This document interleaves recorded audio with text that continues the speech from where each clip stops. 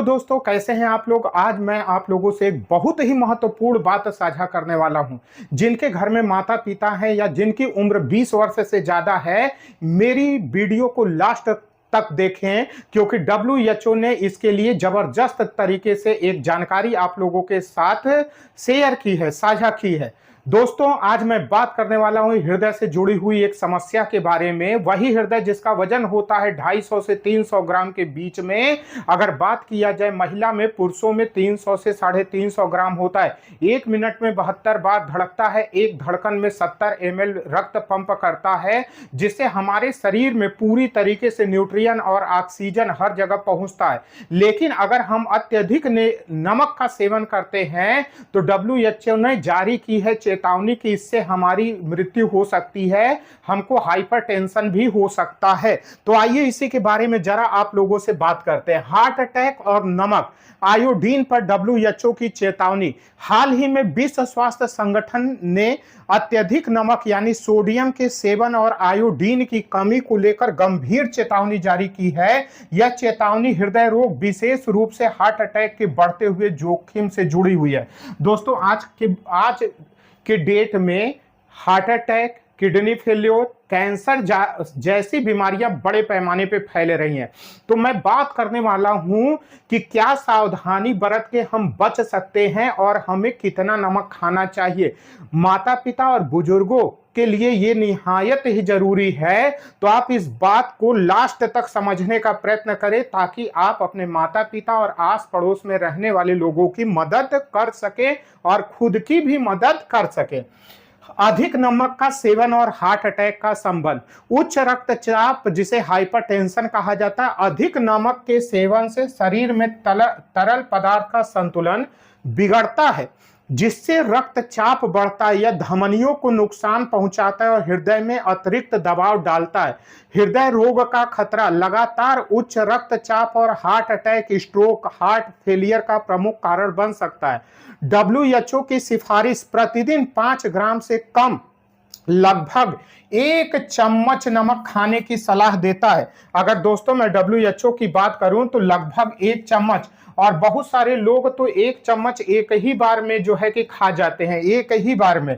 अब ऐसे कंडीशन में देखिए, धमनियां उसे कहा जाता है जिसमें हमारा रक्त फ्लो करता है, यानी ब्लड सर्कुलेट होता है। जब इस पे बहुत ज्यादा प्रेशर पड़ने लगता है तो क्या होता है? हार्ट अटैक, गंभीर बीमारी। दूसरा, आयोडीन युक्त नमक और दोहरी चुनौती।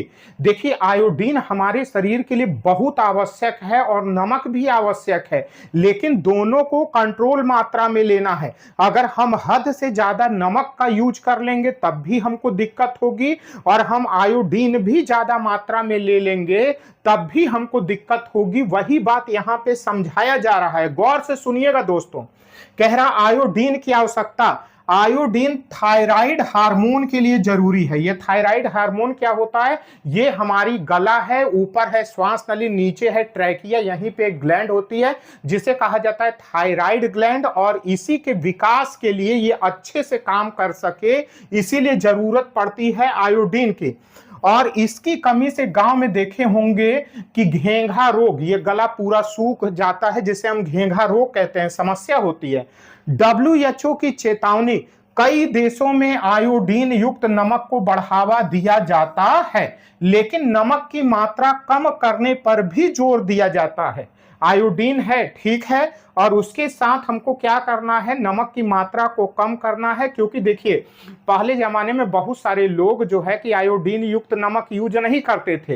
ये गांव में जो सफेद वाला नमक आता है उसी का यूज करते थे। तो वही बता रहा है, उसमें आयोडीन नहीं होता। इस समय जो आप तरह तरह की कंपनियों का नमक लेके आते हैं, जैसे टाटा का नमक लेके आते हैं, उसमें आयोडीन रहता है। मैक्सिमम जितनी आज के डेट में कंपनियां आ रही हैं, 1 किलो 2 किलो के छोटे पैकेट में इसको पैक करके दे रही हैं, सब आयोडीन मिला के दे रही हैं।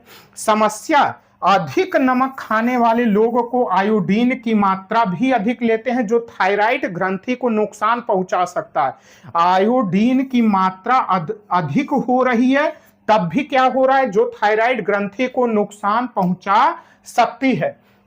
अब WHO की सिफारिश मोस्ट टॉपिक पे आ चुके हैं।